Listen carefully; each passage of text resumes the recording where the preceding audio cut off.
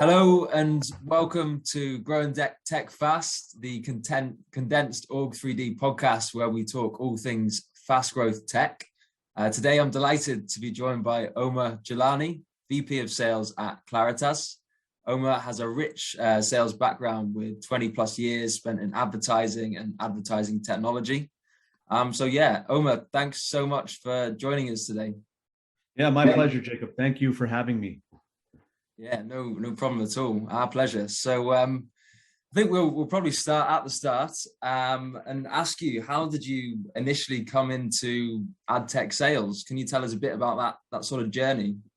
Yeah, absolutely. I mean, it's been a kind of a long, windy road, and I guess I'll go back very briefly. Kind of, my first introduction into the professional workforce after I graduated college many years back. I won't share exactly which year, but many years back, I had always known that I wanted to get into the kind of the sports industry, sports business industry, and so I was able to get an internship at a sports marketing company here in the States, and that gave me sort of an introduction to the business world, the world of marketing, obviously through the lens of sports and how companies leverage sports to promote their brands. And it was great. It was a lot of fun, and I really enjoyed it. It obviously touched a passion point of mine, being sports. So I spent a few years there at that company, about 3 years, and a few of our clients that we were helping with their marketing initiatives, they were sponsors of Major League Soccer here in the United States. And so we had lots of sort of connection with Major League Soccer. Obviously doesn't compare to Premiership, but still is doing quite well here in the States. So had more connection and more discussions with folks at Major League Soccer, and that's when I sort of made a shift to go over to work at the league level at Major League Soccer and help some of their national sponsors, corporate partners, and spent a few years there. Again, tremendous experience, and then kind of made a transition into the world of media sales, having done a lot of work in helping our clients engage with Sports Illustrated, which, as you know, has been one of the foremost sort of journalistic publications, sports publications here in the States for many years. So transitioned over to Sports Illustrated, and very soon got into sort of a direct sales role where I was selling media. At the time, it was very heavy print focused. And then sort of, my later years at SI was more focused on digital, mobile, with the growth of digital and mobile, obviously. I spent many years at Sports Illustrated, great brand, great people, learning about sort of media and media sales, honing sort of my skills as a salesperson, calling on agencies, brands directly, and really understanding, how to be effective as a salesperson. I think there's various components. There's, what are you selling? What are the sort of strategic skills that are really effective in sales, and being able to do it for a very recognizable brand was quite enjoyable and a great experience for me. But that's and then my latter years at SI is when I started to get sort of this itch, obviously seeing the ecosystem move to digital, and having this desire to kind of want to be relevant, want to maintain my relevance in the marketplace as a salesperson. So I made a change and went over to a company called Living Social, which I'm not sure if you're familiar with, but I think everyone sort of remembers the frenzy around the daily deal space and companies like Groupon and Living Social, and being able to get these amazing deals, and again, they're still relevant today, and companies like them. So it gave me a chance to sort of immerse myself fully in the digital world, albeit kind of a very interesting space with the daily deal space. But I think what was interesting, it was sort of this time when, you had these big publishing platforms, whether it was Yahoo or AOL, that were just aggregating an enormous amount of audience eyeballs. And then they were monetizing that with advertisers. And interestingly enough, at Living Social, we were doing the same. We were obviously doing sort of these experiences or these discounts where you can get, a daily deal. But the reality is we had an enormous amount of sort of consumers that were subscribed to our platform. So the team that I work for, national team, was able to sort of take that and sort of monetize that amongst advertisers. And so I spent a few years there, and then more recently, and again, relevant to this discussion, one of my former colleagues from Sports Illustrated, he was the first employee at a company called AdTherent. And AdTherent was the first mobile RTB-enabled platform, real-time bidding.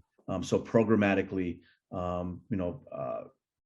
platform in the mobile space. So that was, and I sort of came on board and sort of managed a territory, the New England territory at the time. But that was really my first introduction to sort of really strong predictive targeting, ad technology. Whereas in the earlier days, it was not so much ad technology, it was more about advertising around, content, really premium content, whether it was sports or sort of, daily deals, things like. But this was my first foray into understanding kind of how companies and platforms are integrating data into targeting decisions. And as we know now, like, it's all about data. How can you leverage data in real time, through machine learning, AI, to make more informed or, what we call predictive decisions. So that was really exciting. It was a really exciting time, high growth. Obviously, many brands, the programmatic ecosystem was scaling tremendously. So it was an exciting time to be part of sort of this idea of machine learning, big data, data science. And now today, I've sort of taken that sort of media sales background and now applying it to something that's very relevant, which is measurement. All brands have a desire and need for enhanced measurement, attribution. So that's kind of where I'm focused now. It's been an exciting time with all the things that are going on in the ecosystem, which I'm sure we'll discuss a few. But that's kind of the long-winded journey that I've been on since I started. Yeah, great. Well, thanks for sharing, and it's great or really fascinating to hear you talking about that. That change where we came into what we now know as ad tech, and yeah, that exciting period in time where you first experienced that. I think it's probably easy for us to take it for granted or to forget how things have changed in a relatively quick and small space of time. Yeah, no, I mean, I think it's every year, it's really difficult to keep up with the change. And I think it speaks to companies that can be nimble, and build and innovate to stay with sort of the demand, the client, the brand, the marketer's demand, at least in this ecosystem. So it's been it's never a dull moment, and looking forward to what 22 has to bring us. Yeah, sure. Well, speaking of 2022 and all that stuff, what are some of the key changes that you've seen maybe in the last 5 years compared to what we're seeing now? Yeah, it's a good question. I think back 5-10 years ago, you didn't have as much sort of real-time decisioning. It's been something that's grown over the past, I would say, 5-10 years. Whereas now many marketers are really expecting to be working in a way that, again, in real time, you can decide if a consumer is the right consumer based on an ad call, through a programmatic platform. So there's that need, there's that desire to more effectively target and optimize your dollars to get the highest ROAS, or return on ad spend. But then you couple that with sort of this increased need for privacy. I think that's what everyone talks about, whether it's Congress or the marketing, the IAB, or the various people in the marketing ecosystem, is like, okay, how is privacy, consumer privacy, going to affect the ability of marketers to do their job effectively in their minds, and reach the most relevant consumers, that, again, to drive the best return on investment. So I think, with the constant updates that Apple makes, I think the big one recently was the iOS 14.5, which gives the consumer the choice. And you probably see it, we all see it here, where after 14.5 was enabled or launched, and I updated my device, every time I would click on an app, it would ask me, do you want to be tracked or not tracked? And reality is, even though I work in the marketing ecosystem, like, yeah, that's an easy choice. Like, don't track me, But it's funny, because I think I'm obviously of an older generation than you and many others. And I get this sense that, this younger generation of, people that are joining the professional workforce today, are in some ways more open to being tracked, because it might give them more relevant content, So I think it's interesting, where people kind of in my demo might be very apprehensive and not want to be tracked at all. But suffice to say, it's those are some of the big changes, and we may be going into a period where you're looking at kind of consumers and targeting through a more sort of macro lens, through like general demographic, psychographic, shopping behavior, through things that might not be as deterministic, like a device ID or a cookie ID, which I know there's every year there's further cookie deprecation based on what Google and Apple are doing. So so I think it's the changes are sort of related to privacy, and the marketers, the marketing platforms, companies like Claritas, where I work, we will continue to evolve based on the updates in the privacy landscape. So yeah, fascinating. And what's the feeling on the ground in terms of the clients that you service, whether an agency or brands? Are people worried, or do people feel that there is enough out there to allow them to keep marketing and advertising in an accurate way?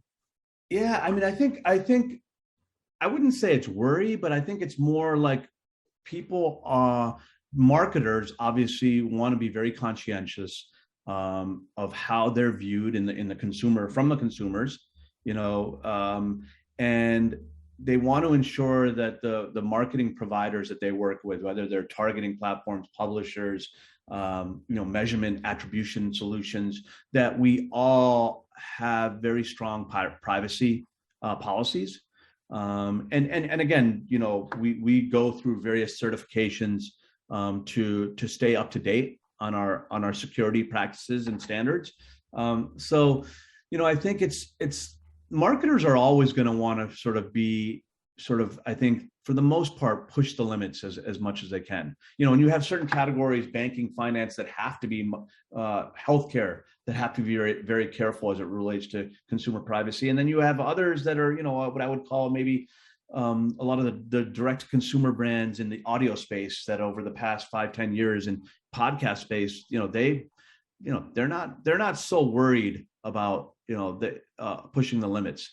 They want to understand the best way to reach an in-market consumer for a product that they're selling. So I think there's a spectrum of how people view privacy. Some are more willing to sort of, push the envelope. Others, want to remain and have to remain very sort of compliant to the letter of the law, if you will. But I think it's just, ensuring that the partners that you've chosen and are working with take privacy seriously, as we do here. GDPR doesn't really come into play for us, because we are 100% focused on US. but CCPA and knowing that other laws that are being drafted by other states will be coming into law soon, I'm sure, that are similar to CCPA. So just staying ahead of the curve on that front. Mm-hmm. Great. Okay. And I know you touched on sort of the audio space there. I know that sort of plays a feature in what you guys do at Claritas. So yeah, tell us a bit about where you see the audio space, what's going on there, and then maybe after that we could hear about where Claritas sit in the ad tech landscape. Yeah, I mean, I think audio is very exciting. I'm not sure about you. I would imagine you are a consumer. And when I say audio, there's various sort of ways you can define audio. Everything from I get in my car in the morning, turn on the radio, and are scanning through the radio stations. That's audio. What it's called terrestrial radio. And then more recently it was Pandora, iHeart, Spotify, streaming. So I can get all my audio content, primarily music, through streaming. Streaming my favorite music, my favorite music genres. And then and podcast is something that has been around for quite some time, but from a true marketing sort of explosion, if you will, I would say the last 5-10 years has really seen the podcast ecosystem grow and flourish with marketers. And I think it speaks to just the unique relationship that a listener has with his or her favorite podcast. I have my list of podcasts that are my favorites, and again, I listen to them for a specific reason. They might be sports related, they might be business related, entrepreneurship related, but I trust these people, these hosts that sort of I listen to anywhere from a half an hour to an hour and a half on a daily basis, and what has happened is that, as you can probably recall, when you listen to a podcast, you'll hear like, hey, you'll hear a promotion, some kind of promotion of a brand. Let's take a big category in the podcast space, the whole sleep category, mattresses, and companies like Purple, Casper, Helix, Nectar, all very, very competitive. But I would say, if there's any. category that has flourished the most from the podcast ecosystem, it's that category. Because you can have someone like a Conan O'Brien that has millions of listeners talk about hey, I just want to say that I got a Nectar mattress a month ago, and undeniably I've gotten the best sleep I have ever gotten.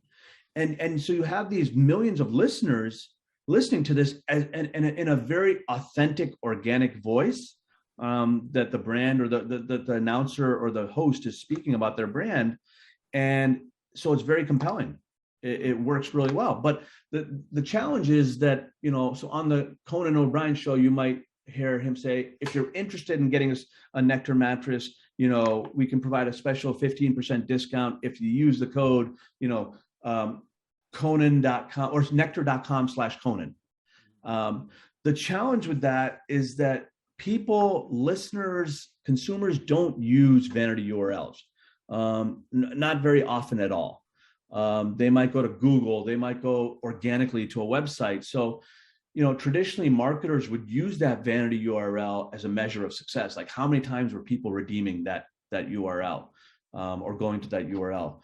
But now, today, I think what's really exciting, you have companies like ours and others that are sort of pixel-based measurement solutions that can provide a sort of a more holistic and more accurate view of attribution in the audio space, whether it's podcast, streaming. Terrestrial radio is still difficult, although we are doing some testing with some of the bigger partners, because the reality is there's still, when you think of audio, the lion's share of revenue or ad dollars is still going to terrestrial radio.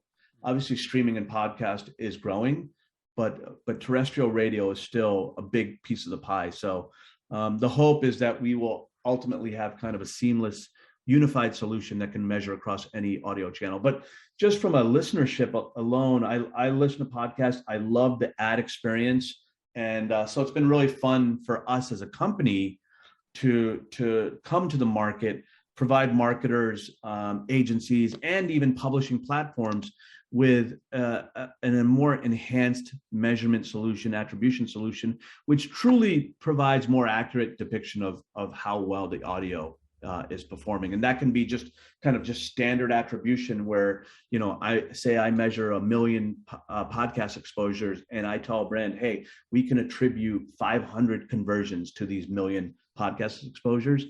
But a really exciting place that we're playing in now, and I think something that Claritas is really building sort of the market leading reputation for, is lift incrementality measurement.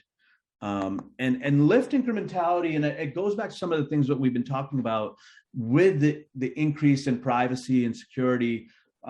Lift incrementality, I can see as playing a much bigger role going forward in the marketing measurement ecosystem, where you isolate the effect of a specific channel to a brand's conversions or KPIs. So if a brand is running branded search, social, display, TV, and audio, we have the ability to say, okay, we just want to isolate the effect of your audio buy on the number of conversions you see on a monthly basis. And so that's exciting because it allows brands and marketers who are maybe just testing the waters, aren't familiar with the audio ecosystem, but know that it's very compelling. It allows them to truly sort of test it and ensure that, hey, audio is going to be a good strategy for us because we are seeing incrementality, with the testing that we're seeing. So I would say out of any area, that's a really exciting place that we're playing and providing a ton of value to the clients that we work with, whether they're agencies or publishers or brands directly. Yeah, fantastic, fascinating. And that's your focus then, the measurement and optimization piece. Is that your key focus in the business? Yeah. I mean, for me specifically, Claritas is a company that's been around for decades and it really built its core foundational offering around audience identification, understanding consumers, as I mentioned before, specifically US focused, but understanding consumers and households through the lens of our various segmentation offerings. So demographic, psychographic, shopping behavior, having a really good understanding and helping brands, one, identify, say their CRM, like who are these people? Who are your customers? What kind of, financial categories do they fit into? Socioeconomic, what kind of buying behaviors do they have? And more recently, the company that I come from, my legacy company was a company called Barometric, and we were sort of billed as an enhanced cross-environment attribution measurement solution. So Claritas acquired my company about 3.5, 4 years ago. And now, again, leading the measurement team at Claritas, we're focused on, again, helping brands effectively measure their media investments, whether it's audio, as we discussed, whether it's display, mobile, OTT, CTV, so connected TV. That's kind of the next big growth area that I see, where we can apply this enhanced type of measurement. So that's where I'm focused. But the exciting part is that, we might be working with a client on measurement and then leverage other aspects of the Claritas business, audience identification, the ability to sort of target or activate against these audiences that we've deemed are sort of the optimized or most effective for their targeting. So it's combining and building sort of a true closed loop marketing solution where we can identify, we can deliver against these audiences, and then we can effectively measure and feed that loop back with sort of the optimizations and enhanced performance. So yeah, it's been a lot of fun, and again, I'm excited to see where we go this next year. Yeah, absolutely. No, that's again fascinating stuff. Sort of some of the things that my candidates that I speak to in the ad tech space are always interested in is what's the next best thing, what's the growth space? And, we've touched on a load of stuff there, whether it be audio, privacy, contextualized targeting, and performance measurement, all the rest of it. Yeah, so all really hot topics. Great. Yeah. Well, Yeah, Omer, I think that's all we've got time for today. But I just want to thank you again for joining us. It's been a pleasure to have you. No, thank you so much, Jacob. I appreciate it. I appreciate the opportunity, and look forward to continuing the discussion as the year goes. Yeah, absolutely. Thank you. All right, take care. Right, that's us. Brilliant. Sorry, I know we have one more question, but I've actually that's fine. I hope you're pleased with how it went. Yeah. No, I am. It was really interesting. I think from what I said at the end, I actually I meant it. It's some of those spaces that you talked about are obviously like really current. And it's interesting to me to understand as well, what are the growth spaces, because that's what, people are looking for. So when I work with companies, I want to work with companies that are like, offering something that is going to be attractive to candidates. Exactly. Yeah. Well, good stuff. Okay. I actually have to hop to a 10:30 call, but Jacob, it was great to connect. Let me know. Hopefully you have a chance to connect with Perry as well. Yeah. And then just let me know how I can help. Yeah, sure thing. Well, I appreciate it. I'll pop you a copy of the recording over next week as well. Awesome. Have a great weekend, Jacob. Cheers. Bye-bye.